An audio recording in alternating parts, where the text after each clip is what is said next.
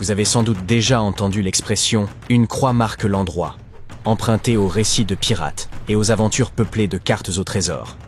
Même si ces légendes ne sont plus en vogue, elles continuent d'inspirer nombre de passionnés d'antiquité qui arpentent de chaque jour champs et collines. L'un d'eux, sans carte ornée d'un X, vit son détecteur de métaux émettre un signal. Un jour d'avril 2025, baigné de soleil. Il venait de découvrir l'un des plus vastes dépôts monétaires jamais exhumés.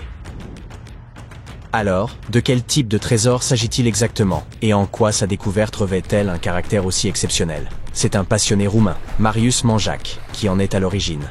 Selon ses dires, il cherchait simplement une bonne raison de prendre l'air et de faire un peu d'exercice.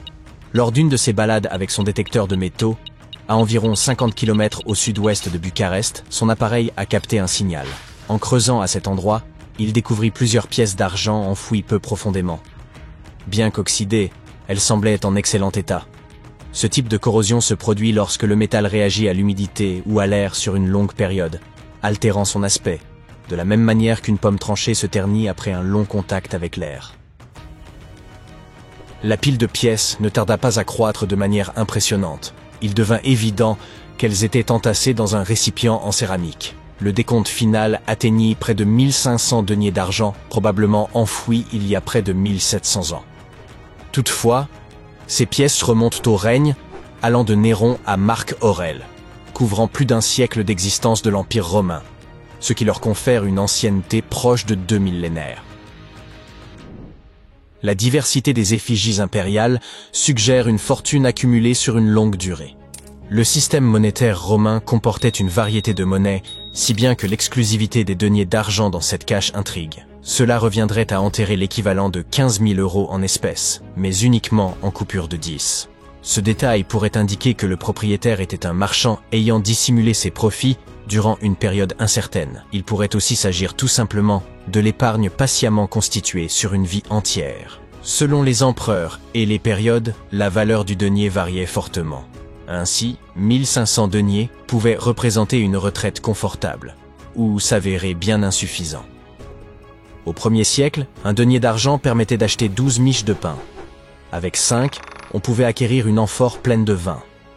Ce récipient en céramique, muni de 2 anses, servait à stocker et transporter du vin, de l'huile ou du grain. Il semblerait que ce soit précisément ce type de contenant qui abritait le trésor mis au jour. Les amphores romaines existaient en de nombreuses formes, mais furent progressivement standardisées comme unité de mesure, équivalent approximativement à 26 litres de liquide. Le lieu précis où le vase fut enfoui ne montre aucun signe de perturbation, ce qui laisse penser que le trésor a pu demeurer caché pendant tout ce temps. Pourtant, l'amphore était déjà fracturée lorsqu'elle fut découverte.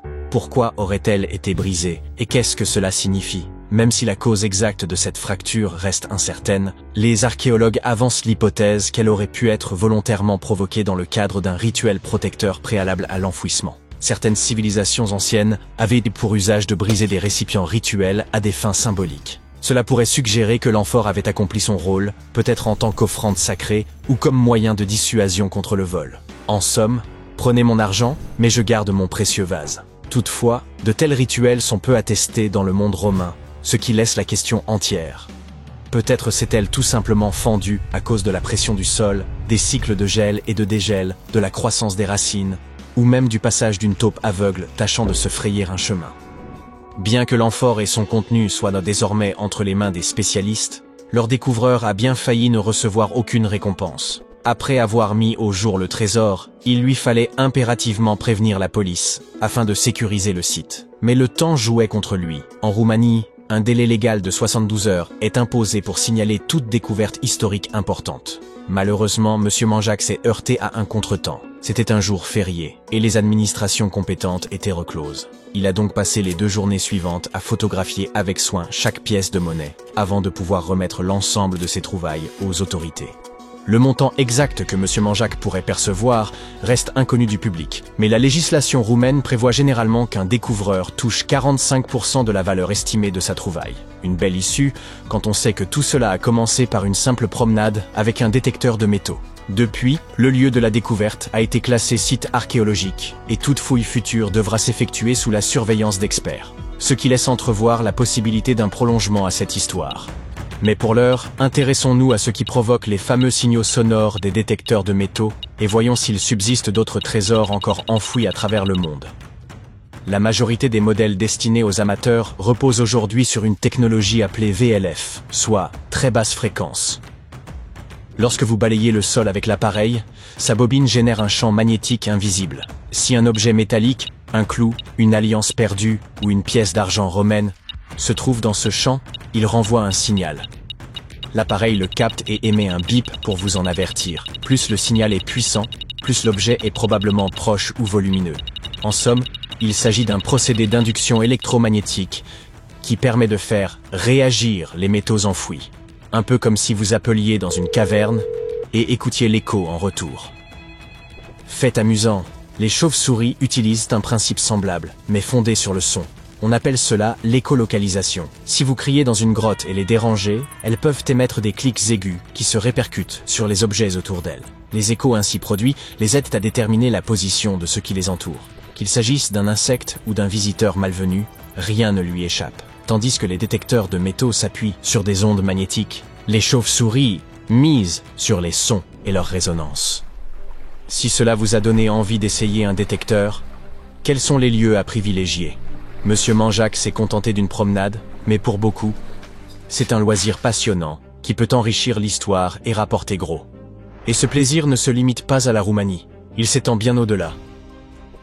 Au Royaume-Uni, des régions comme le Norfolk, le Suffolk ou le Lincolnshire sont devenues des lieux de prédilection.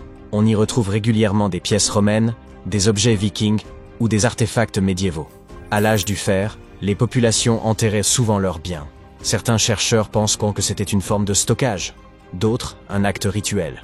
Dans un cas comme dans l'autre, de nombreux dépôts pourraient encore s'y trouver.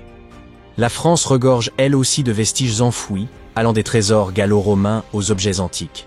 Aux Pays-Bas, une découverte récente a mis au jour un fragment d'une épée viking extrêmement rare. L'Écosse, quant à elle, n'est pas en reste. Des découvertes comme celle du trésor de Peebles offrent un nouvel éclairage sur les pratiques de l'âge du bronze. Si vous ne souhaitez pas partir en quête seul, sachez qu'il existe des circuits de détection organisés à travers plusieurs pays, proposant un accès encadré à des sites d'intérêt historique. Ces excursions sont idéales pour ceux qui recherchent des reliques anciennes.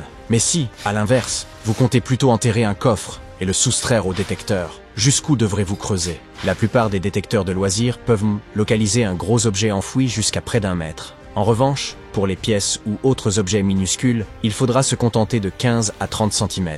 Il faut aussi savoir que l'humidité du sol peut jouer en faveur de la détection. Elle améliore la propagation des signaux et facilite la localisation des métaux enfouis. Les modèles professionnels, bien plus coûteux, reposent sur une technologie sophistiquée, leur permettant de repérer de grandes masses métalliques jusqu'à près de 30 mètres de profondeur. Cette capacité s'accroît même lorsqu'il pleut. Toutefois, à moins de cacher votre trésor dans un lieu stratégique, il y a fort à parier qu'il ne sera jamais retrouvé. Pensez à marquer l'emplacement d'une croix sur votre carte.